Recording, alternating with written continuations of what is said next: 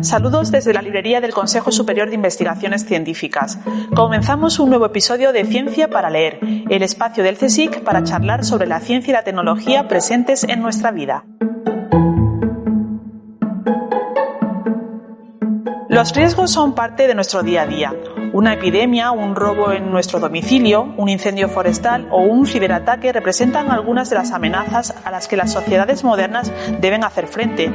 Ahora bien, ¿estamos preparados como individuos y como sociedad para gestionarlos? ¿Somos capaces de predecirlos y, sobre todo, y lo más importante, podemos minimizar su impacto?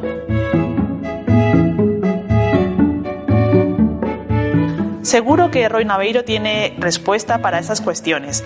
Roy es investigador del CSIC en el Instituto de Ciencias Matemáticas y coautor del libro Análisis de Riesgos, un título de la colección ¿Qué sabemos de?, editada por el CSIC y Catarata, que firma con David Ríos. Roy, muchas gracias por venir a la librería del CSIC. Gracias a vosotros. Bueno, el refrán que dice donde está el cuerpo está el peligro, yo no sé si tendrá base científica, pero cierto sí que parece que es, ¿verdad? Hombre, está claro que es cierto. Creo que nadie cuestiona que el peligro y por tanto el riesgo es inherente al ser humano. Yo, si quieres, lo haría un pelín más redondo diciendo donde está el cuerpo está el peligro, donde hay peligro hay riesgo y donde hay riesgo hace falta un buen análisis de riesgos y para eso está el libro. Aunque bueno, queda un poco largo el refrán quizás, ¿no? No, pero muy bien precisado. Fuertes precipitaciones también en la Comunidad Valenciana, que está viviendo la primavera con más días de lluvia en más de 70 años. Donde más agua se ha recogido ha sido en el litoral de Castellón. En algunos sitios han caído más de 100 litros. Decimos que un deporte es arriesgado o escuchamos en las noticias que el riesgo de lluvias torrenciales, por ejemplo, es muy alto. Pero no siempre sabemos a qué se refiere ese término. ¿Cómo definís desde vuestro campo de estudio el término riesgo? Nosotros tratamos de dar una definición bastante general del riesgo y en el libro decimos que es una condición en la que existe una posibilidad incierta de desviación adversa frente al resultado que se espera. Y aquí las dos palabras clave es incierto y adverso. Para que haya riesgo tiene que haber incertidumbre. Si estamos seguros de que algo malo va a pasar, no existe el riesgo. Y la otra parte es que tiene que ser una desviación adversa, ¿no? Nadie habla del riesgo de ganar la lotería, porque ganar la lotería no es muy adverso. ¿Y cómo abordáis su análisis? Porque habláis como de fases que siempre hay que atajar o trabajar cuando se gestiona una amenaza. Todo el mundo, de manera inherente, hacemos análisis y gestión de riesgos. Yo, por ejemplo, si mañana voy a hacer un viaje largo en coche y hay una nevada, pues evalúo el riesgo de ir en coche y a lo mejor esa es la fase de análisis de riesgos y luego a lo mejor gestiono ese riesgo comprando unas cadenas, por ejemplo.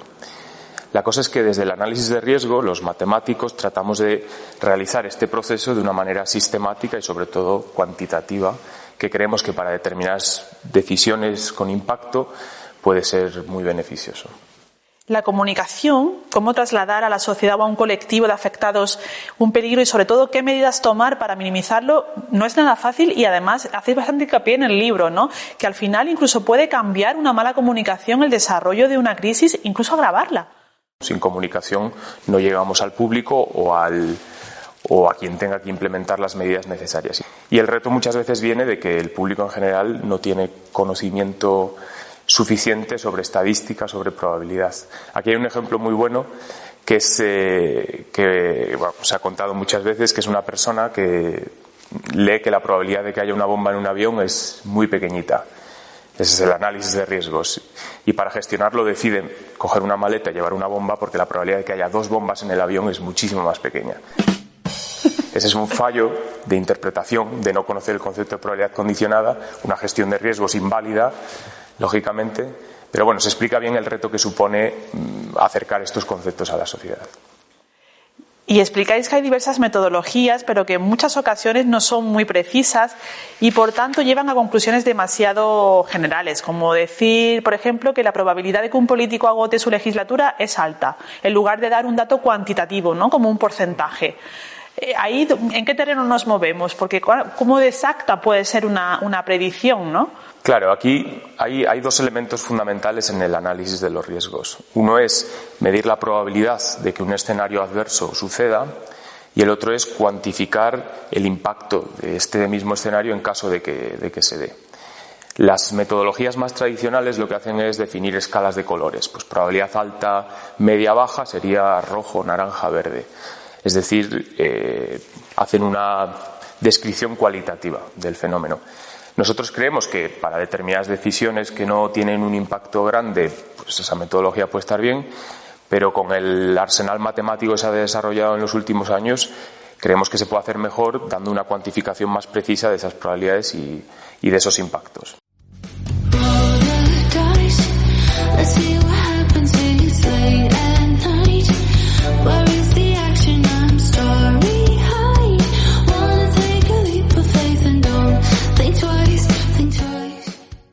Y como todas las amenazas no son iguales, tampoco es igual la forma de afrontarlas. Y habláis de riesgos naturales y riesgos adversarios. ¿Cuál es la diferencia? ¿Cuál es la diferencia? Un riesgo natural es aquel que no responde a nuestras medidas, a nuestras contramedidas para gestionarlo. Por ejemplo, si hablamos del riesgo de que caiga un rayo, mi contramedida es poner un pararrayos. Obviamente, el que yo instale un pararrayos no afecta para nada al fenómeno de que caiga un rayo. La probabilidad de que caiga un rayo sigue siendo la misma. Sin embargo, un riesgo adversario son riesgos que vienen de la mano de personas racionales que responden a nuestras contramedidas. Podría ser, por ejemplo, si queremos proteger un aeropuerto de un ataque terrorista, podemos poner patrullas a las entradas. Y el riesgo de que los terroristas entren por tierra se disminuye, pero los terroristas son agentes racionales y pueden decidir acceder de manera subterránea. Ese riesgo responde a nuestras contramedidas. Por tanto, es muy importante diferenciar los dos tipos de riesgos para definir el análisis que se hace de cada uno. Y en la última década la inteligencia artificial y la automatización de múltiples tareas ha generado nuevos riesgos. ¿A qué amenazas, Roy, nos enfrentamos en este campo? Un ejemplo que es interesante, que es además bastante visual. Cuando tenemos un coche autónomo tiene que evaluar las imágenes de su entorno a través de una serie de algoritmos basados generalmente en redes neuronales convolucionales, y en función de ese input que recibe tiene que tomar cierta decisión. Y un ejemplo que se ha visto de momento en el mundo académico es que una señal de stop puede modificarse ligeramente añadiendo unos parches cuidadosamente diseñados para que el coche autónomo la entienda como una señal de dirección obligatoria. Eso obviamente puede cambiar su decisión de, en lugar de frenar, a acelerar, y puede tener consecuencias catastróficas. Este es uno de los muchísimos riesgos a los que nos enfrentamos ahora por la adopción de estas herramientas. Otro, sin duda, es la privacidad, que es un problema muy, muy importante. Y también todas las transacciones económicas que hacemos por Internet, compras con tarjetas continuamente, estamos adquiriendo por Internet productos, damos nuestros datos obviamente, y ahí también hay trabajo, ¿no?, para desarrollar. Sin duda, hay mucho trabajo. De hecho, el área de la detección de fraude con herramientas basadas en Machine Learning es un área que sigue creciendo, tiene aplicaciones muy importantes. Y también supone riesgos, evidentemente. Si ahora automatizamos la toma de decisiones acerca de si una transacción es fraudulenta o no, los defraudadores pueden darse cuenta de eso y decir, bueno, pues voy a cambiar mi comportamiento para evitar ser detectado por este algoritmo. Eso abre de nuevo una ventana de posibles riesgos que están sin estudiar y que pueden tener un impacto muy grande en las economías de los países. Y sigo mencionando retos posibles porque también destacáis que, aunque no sea muy intuitivo, el ámbito social también, ahí hay un enorme potencial donde vuestro trabajo como analistas del riesgo puede funcionar y puede beneficiarse, ¿no? Sin duda, y queda constancia de esto pues con la gestión que hemos tenido de la pandemia, que ha sido no la mejor, digamos. Y nosotros sí que creemos que con un análisis más cuantitativo y con una mejor educación en matemáticas se podría haber hecho muchísimo mejor, y eso tendría un impacto en coste económico, pero sobre todo en coste en vidas humanas o en la salud de la población en general. Hay que tener una metodología que sea uniforme en todos los sitios, y entonces si no la tienes, pues las respuestas que vas a obtener de los modelos no van a ser lo suficientemente fiables. Hablaba precisamente en otro episodio de Ciencia para Leer con Manuel de León sobre las matemáticas de la pandemia, y él me decía que su principal reclamación como comunidad investigadora, como científico, era el poder tener a disposición datos que veraces y que estuvieran homogéneos para poder analizarlos. ¿Tú coincides con esa reclamación? Sin duda, no. Eso es una de las partes fundamentales. Cuando la pandemia yo estuve monitorizando un poco el avance del coronavirus en Castilla y León, que es de donde yo soy, y la verdad es que con lo que había, con los datos que había, poco se podía hacer. Además hay un dicho aquí en la comunidad de Machine Learning que es garbage in, garbage out. Si metes basura a un algoritmo, saca basura.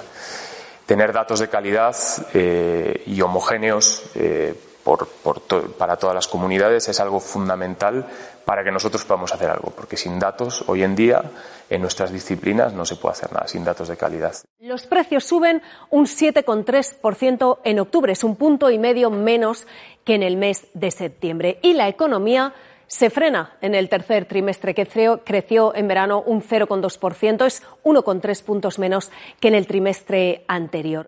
Retomemos la parte de formación que ya has mencionado, porque todos los días oímos o leemos porcentajes y cifras, pero tenemos muy pocos conocimientos de estadística. Y esto es un problema en sí, si queremos de verdad estar informados, ¿no?, sobre ciertas cuestiones. Sin duda. Yo creo que la formación estadística y en probabilidad y más en general en matemáticas tiene que ser un pilar clave para formar a ciudadanos críticos y con capacidad de razonar. Hay que saber pensar y ahí es donde entran las matemáticas, y yo añadiría que hay que saber programar, porque ahora creo que va a ser fundamental si no lo es ya que cada vez más procesos están automatizados, cada vez interaccionamos más con los ordenadores, entonces ya no solo tenemos que saber comunicar nuestras ideas a otras personas, que desde luego, sino también comunicarnos con las máquinas, y es algo fundamental que se está empezando a implementar poco a poco, pero queda un largo recorrido. ¿Y en qué proyecto andas ahora metido en el INMAT? Bueno, pues tenemos muchos proyectos así relacionados con el análisis de riesgos. Hemos hecho un proyecto de gestión de ciberriesgos, que es una cosa que está de moda. Las aseguradoras tradicionales lo que hacen es evaluar los riesgos de las acciones tradicionales, por ejemplo, hacer un viaje y decidir un precio óptimo para asegurar un vehículo, por ejemplo. Ahora mismo empezamos a tener riesgos que no son tan tradicionales, lo que se llaman ciberriesgos, riesgos de ciberataques, y aquí en el CSIC lo sabemos muy bien. Y surge la necesidad de que estas aseguradoras sepan poner un precio a esos riesgos. Pues bueno, es un proyecto que hemos hecho durante el último año. ¿Y hay alguna experiencia de amenaza que te haya tocado gestionar y que puedas contarnos, que te haya marcado especialmente? Bueno, voy a contar una anécdota que quizás no es la más interesante desde el punto de vista periodístico, pero que conlleva un mensaje importante. Uno de los primeros proyectos que yo hice de análisis de riesgos fue hace ya unos cuantos años. Yo recién había terminado el máster y era en colaboración con una empresa de ciberseguridad, y teníamos que montar un sistema para hacer predicciones acerca de diferentes variables de los ordenadores que tenía esa empresa, para ver si había algún ataque o si había algún comportamiento anómalo. Y bueno, yo trabajé mucho y hice un sistema que desde el punto de vista matemático a mí me parecía interesante, tenía su complejidad, pero cuando llegué a enseñárselo a esta empresa me dijeron, bueno, sí, está muy bien, es muy bonito, pero esto no nos sirve absolutamente de nada, porque nosotros necesitamos que el sistema responda a tiempos de milisegundo y lo que has hecho a lo mejor tarda un segundo en responder, por la complejidad que tenía. Y tuve que ir desgranando este sistema, simplificándolo mucho hasta que quedó una cosa que no era tan interesante, pero bueno, a ellos les sirvió y funcionaba. Con esto que quiero decir que cuando salimos del mundo académico y nos tenemos que enfrentar a problemas, ya sea de análisis de riesgos o de cualquier otra disciplina, tenemos que acostumbrarnos a que estos problemas son multidimensionales. Que al final no deja de ser adaptarse al cliente, ¿no?, a la demanda que esa entidad o esa institución necesita solventar con vuestra ayuda. Sí, y adaptarse al problema real. Las matemáticas, todo el mundo sabemos, los modelos son simplificaciones de la realidad. Nunca son correctos, pero muchas veces son útiles. Esta frase no es mía, es de Cox, si no me equivoco. Y bueno, hay todo un arte en decidir cuánto de simple tiene que ser un sistema para que pueda ser útil, pero al mismo tiempo que sea correcto desde un punto de vista matemático. La contraportada. Ahora me gustaría que hicieses una contraportada sonora de vuestro libro. En un minuto, ¿nos podrías contar qué se encontrarán los lectores y lectoras de este libro? Bueno, pues a los lectores y lectoras del libro les digo que ellos ya saben analizar los riesgos, todo el mundo sabemos, lo hacemos de manera intuitiva y si leen este libro lo que van a encontrar es un proceso sistemático para este análisis de riesgos donde vamos a explicar las diferentes etapas, la evaluación de los riesgos, la gestión y la comunicación y bueno, el lector que atento yo creo que puede sacar muchas lecciones importantes que incluso pueden mejorar esta gestión intuitiva que tenemos del riesgo y quizás si tienen que tomar una decisión un poco más importante pues puedan pararse un minuto, pensar lo que nosotros hemos escrito y nosotros deseamos que eso les sirva de ayuda para tomar mejores decisiones ante situaciones adversas. ¿De qué sirve la ciencia si no hay entendimiento? Vosotros en el ICMAT sois muy activos en las acciones de divulgación, predicáis con el ejemplo, vamos, y de hecho hay una serie de vídeos con el título, si no me equivoco, It's a Risky Life, que recomiendo a todo el mundo que quiera aprender sobre esta disciplina y que quiera pasar un rato muy divertido, porque además muchos de ellos los protagoniza el coautor de este libro y no sé si tú también participas en algo en algún capítulo, pero es que soy muy tímido. También haces un cameo, ¿no? David, que no entiendo esta fórmula. Pues estoy un poco, tío. Necesito un procedimiento que me permita actualizar mi estimación. La fórmula de Bayes. ¿Qué te aporta esa experiencia de explicar a personas no expertas tu trabajo, Roy? Acercar estos conceptos a gente que no tiene la misma formación que tú es muy complicado, ya no solo en divulgación, sino incluso explicando ahora que tengo alumnos de primero y de segundo. La verdad es que es un reto intentar bajar al nivel de alguien que no lleva estudiando 10, 12 años matemáticas es muy complicado. Pero bueno, también es un reto muy importante que tenemos que afrontar, porque no solo sirve decir, oye, que no existe mucha formación matemática, hay que mejorar eso.